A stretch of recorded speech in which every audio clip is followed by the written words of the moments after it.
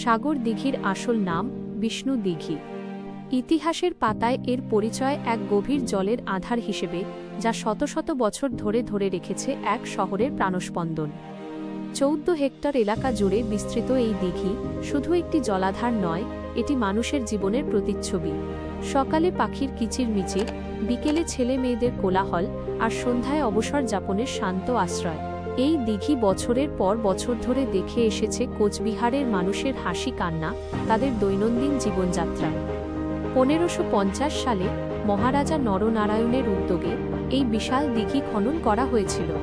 শুধুমাত্র জল সরবরাহের জন্য নয়, এটি ছিল তৎকালীন রাজকীয় কর্মকাণ্ডের কেন্দ্রবিন্দু।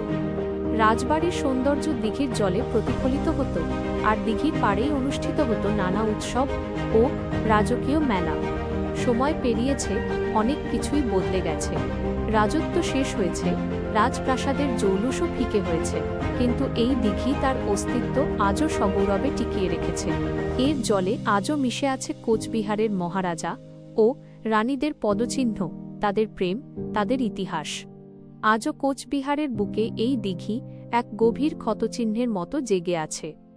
এটি শুধু পুরনো দিনের গল্প শোনায় না, এটি আমাদের মনে করিয়ে দেয় ঐতিহ্যের গুরুত্ব। এই দিঘিকে বাঁচিয়ে রাখা মানে কোচবিহারের আত্মাকে সজীব রাখা। তাই সাগর দিঘি শুধুই একটি দিঘি নয়, এটি কোচবিহারের আত্মা, তার গর্ব। এখানকার প্রতিটি জলকণা হাজারো গল্প বলে, যা আমাদের ভবিষ্যৎ প্রজন্মের জন্য এক অমূল্য সম্পদ। সম্পূর্ণ ভিডিওটি দেখার জন্য ধন্যবাদ। এই ভিডিওটি আপনাদের ভালো লেগে থাকলে অবশ্যই কমেন্টে মতামত জানাবেন।